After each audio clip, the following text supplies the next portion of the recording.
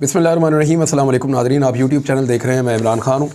Imported हुकूमत जो है वो ऐसा लगता है कि लोगों का खून चूस कर रहेगी, और जिन्होंने भी इस कौम के ऊपर ये हीरे मुसल्लत किए हैं उनको दोनों हाथों से सलाम पेश करने को दिल कर रहा है, क्योंकि पेट्रोल की कीमत आलमी मंडी में कम हो रही है, पाकिस्तान में बढ़ती चली जा रही है। आलमी मंडी की सूरत हाल अगर आप देखें तो इस वक्त crude oil price down 8% to $65, the lowest since 2021। 2021 में आपको याद होगा कि कीमतें जो हैं वो नीचे आई थी, और अब दोबारा कीमतें नीचे आई हैं। कोरोना के दौर में आपको पता है कि कीमतें पेट्रोल की नीचे रही थी, लेकिन उसके बाद एकदम बहुत बढ़ गई थी।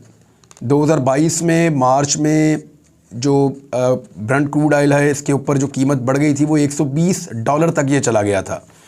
लेकिन जब ये $120 का मिल रहा था पेट्रोल, उस वक्त इमरान खान साहब पाकिस्तान में इसको 145 रुपये फ़ी लीटर के हिसाब से बेच रहे थे।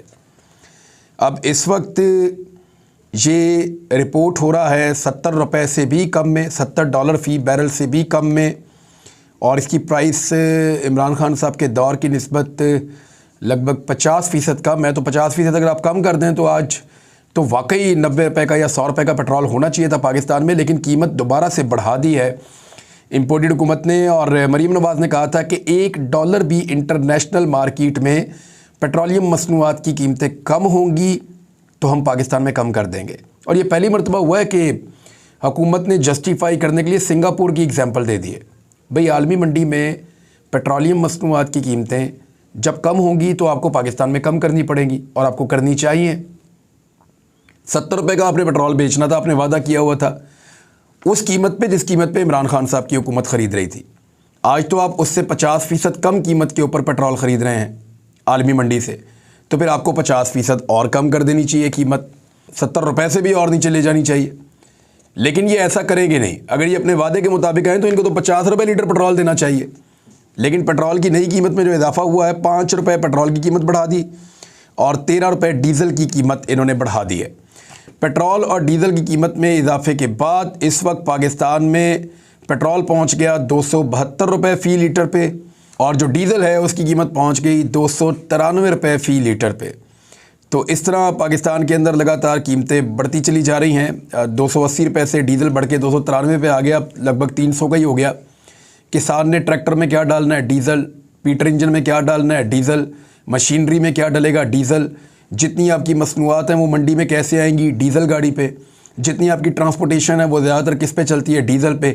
ज़्यादा इस्तेमाल पेट्रोल का होता है या डीज़ल का, डीज़ल का होता है। जितनी कंपनीज़ के अंदर इस्तेमाल होता है, डीज़ल इस्तेमाल होता है।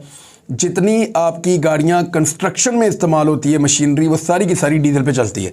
लिहाजा हुकूमत ने पैसे कमाने का आसान तरीका ये ढूंढा है कि अवाम का खून न चोड़ो, इनसे डीज़ल और पेट्रोल की मद में ज़्यादा पैसे वसूल करो। आलमी मंडी में कीमतें कम होने के बावजूद पाकिस्तान में बढ़ाई जा रही हैं, और हुकूमत की तवज्जो सिर्फ़ और सिर्फ इस बात पे है कि किसी तरह इमरान खान को नायल किया जाए, गिरफ़्तार किया जाए, इमरान खान को एलिमिनेट किया जाए, इलेक्शन किसी तरह पोस्टपोन किए जाएँ, कोई भी बहाना ढूंढा जाए। मिसाल के तौर पर मैं कुछ फैक्ट्स आपके सामने रखता हूँ कि सूबाई इलेक्शन कमिश्नर कह रहे हैं कि सिक्योरिटी की सूरत हाल यही रही तो लाहौर में इंतखाबी शेड्यूल मुअत्तल करना पड़ेगा।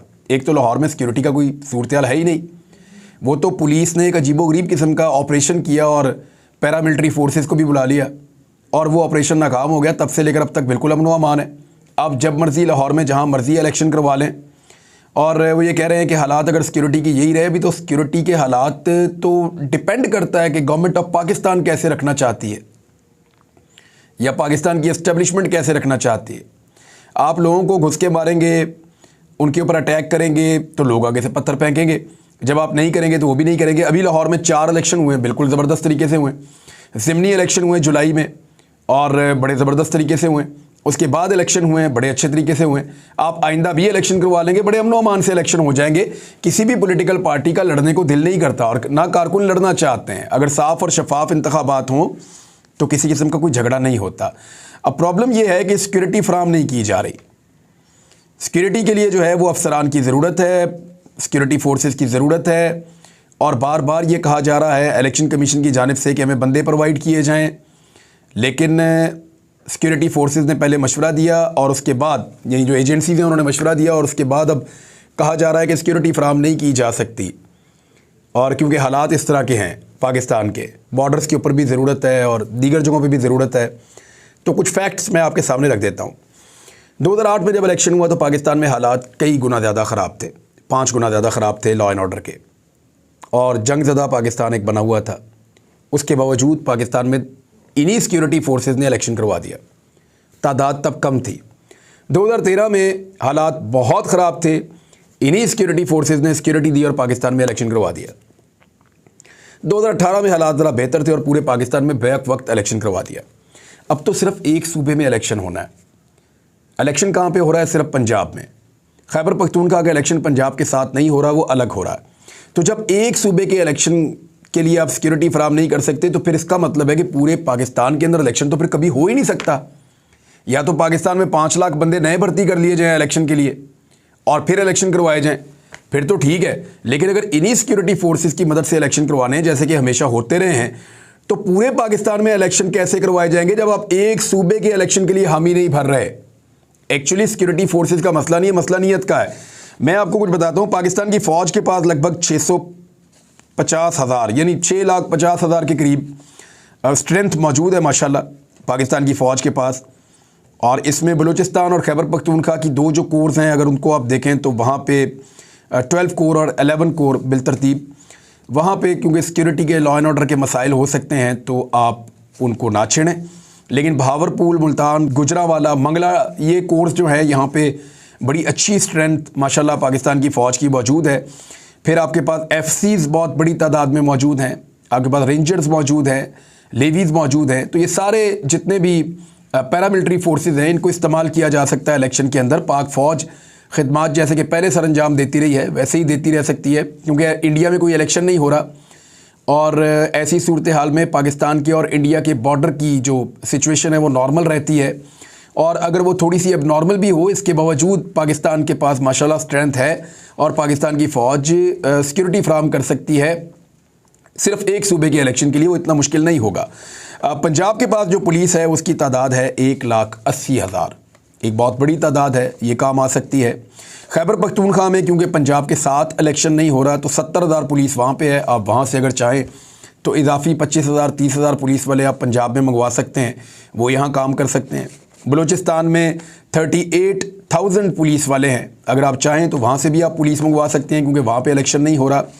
सिंध में 1,28,000 पुलिस वाले हैं, अगर आप चाहें तो वहाँ से आप 30,000 40,000 50,000 पुलिस तक भी आप मंगवा सकते हैं। वहाँ स्ट्रेंथ थोड़ी कम हो जाएगी लेकिन वही पुलिस आके आपकी पंजाब के अंदर इलेक्शन करवा सकती है। आज़ाद कश्मीर और गिलगित बल्तिस्तान में लगभग 10,000 पुलिस वाले तो आज़ाद कश्मीर में हैं। गिलगित बल्तिस्तान के 65 थाने हैं, बहुत बड़ी तादाद में पुलिस है, तो उनको भी आप बुलाकर पंजाब के इलेक्शन में इस्तेमाल कर सकते हैं। तो पंजाब में अगर सारी जगहों से आप पुलिस मंगवाना चाहें तो बड़े आराम से सिक्योरिटी आपकी अरेंज हो सकती है। पुलिस ही इलेक्शन करवा सकती है पूरे पाकिस्तान की, अगर उनको यहाँ बुलाया जाए तो। और अगर आपको फ़ौज की ज़रूरत है तो फ़ौज बिल्कुल हमेशा कोऑपरेट करती रही है, अभी भी कर सकती है। सिर्फ नीयत होने की बात है। पंजाब में बड़े आराम से इलेक्शन करवाए जा सकते हैं। और अगर पंजाब जैसे एक सूबे के इंतखाबात के लिए आप सिक्योरिटी फराहम नहीं कर सकते तो फिर इसका मतलब है पाकिस्तान को हाथ खड़े कर देने चाहिए। पाकिस्तान कभी भी पूरे पाकिस्तान में इंतखाबात कराने के काबिल नहीं रहेगा, क्योंकि इस वक्त हालात निस्बतन बेहतर हैं, अमन व अमान की सूरत हाल पहले जैसी नहीं है। फिर एक ख़बर और मौसूल हो रही है ड्रोन हमले के हवाले से, मुबैना तौर पे उस पर कुछ लोगों ने ट्वीट भी किया है। सेनेटर मुश्ताक गनी साहब ने ट्वीट किया है जमात इस्लामी के, कुछ और लोगों ने ट्वीट किया है। मैंने मंजूर पश्तीन का ट्वीट देखा है, उनका भी ट्वीट आया है। मैं वो सिचुएशन आपको भी बताता हूँ, लेकिन पहले कुछ खबरें और हैं वो आपके साथ शेयर कर लूँ।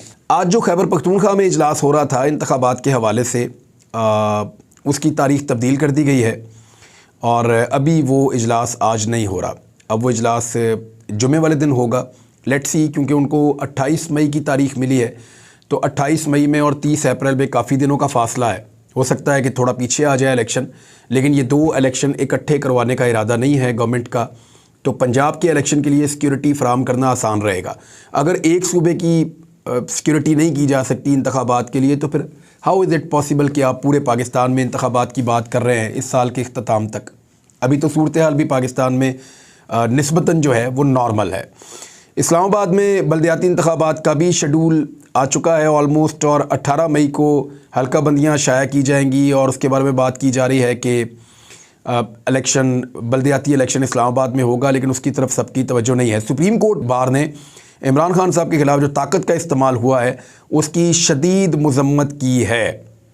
सुप्रीम कोर्ट बार एसोसिएशन ने लाहौर में कशीदा सूरत हाल पर शदीद तहफ़्फ़ुज़ात का इज़हार करते हुए कहा कि साबिक़ वज़ीर-ए-आज़म इमरान खान के ख़िलाफ़ ताकत के इस्तेमाल की शदीद मज़म्मत करते हैं और सुप्रीम कोर्ट बार आइन, कानून की हुक्मरानी और अदालती फ़ैसलों के साथ खड़ी है। एक और बड़ी अच्छी चीज़ ये हुई है कि जस्टिस काजी फ़ाइज़ ईसा साहब ने जो रिमार्क्स दिए हैं वो बड़े हौसला अफ़ज़ा है कि अदलिया की तौहीन ना की जाए, और अगर अदलिया की तौहीन को नहीं रोका जा रहा पैमरा की जानिब से या बाकी जो इदारे हैं उनकी जानिब से, तो फिर सबके लिए एक ही जैसा होना चाहिए ना कम से कम। और सबसे मोहतरम तो अदलिया है, अदलिया की तौहीन तो बिल्कुल नहीं होनी चाहिए। और तौहीन अदालत लगती भी इसलिए है कि अदलिया की तौहीन आप नहीं कर सकते। बाकी इदारे जो हैं उनके लिए तो थोड़ा बहुत मार्जिन मौजूद रहता है, लेकिन पूरी दुनिया में अदलिया की इज़्ज़त सबसे ज़्यादा होती है। सुप्रीम कोर्ट बार ने मुतालबा किया कि कानून नाफिज करने वाले ताकत के इस्तेमाल से इज्तनाब करें। शहरियों पर भी लाजिम है कि वो अवामी इमलाक को नुकसान ना पहुँचाएँ। तमाम इदारों पर लाजिम है कि वो इंतखाबात के इनेकाद के लिए सुप्रीम कोर्ट के फ़ैसले पर अमल करें। गैर ज़रूरी तौर पर अमन व अमान की सूरत हाल को ख़राब ना किया जाए।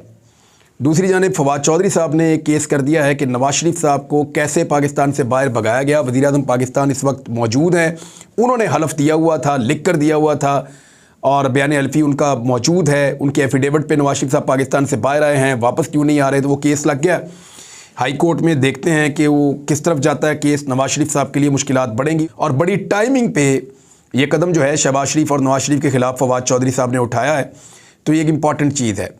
ऐसा लगता है कि इमरान खान साहब के ऊपर दोबारा ऑपरेशन भी किया जा सकता है और आज इमरान खान साहब ने कुछ सहाफ़ियों से मुलाकात भी करनी है, तो कुछ चीज़ें सामने आएंगी।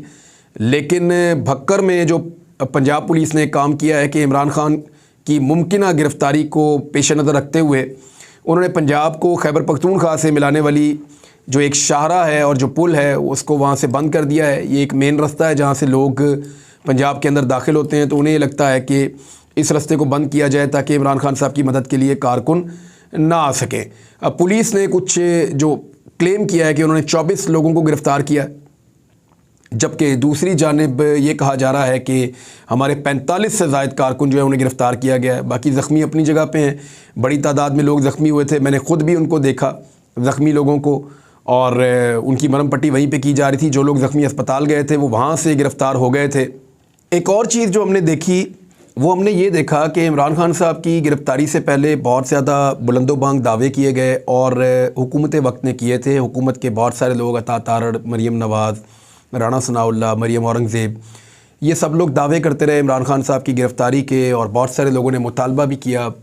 ये मुतालबा मौलाना फजलुर रहमान साहब भी बड़े लंबे अरसे से कर रहे हैं और उन सब का ये कहना था कि इमरान खान को गिरफ़्तार करना बहुत ज़रूरी है। फितना भी कहा, उन्होंने कहा कुचलना बहुत ज़रूरी है, और ये सारी चीज़ें ये बार बार कहते रहे और इस ऑपरेशन को ओन किया था गवर्नमेंट ने।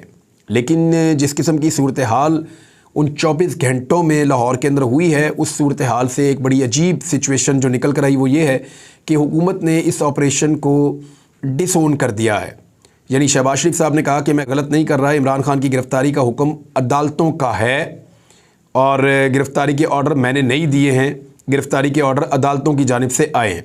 मरीम औरंगज़ेब साहिबा ने भी एक स्टेटमेंट दिया कि पहली बात तो ये है कि इमरान खान साहब की गिरफ़्तारी से हुकूमत का कुछ लेना देना नहीं है।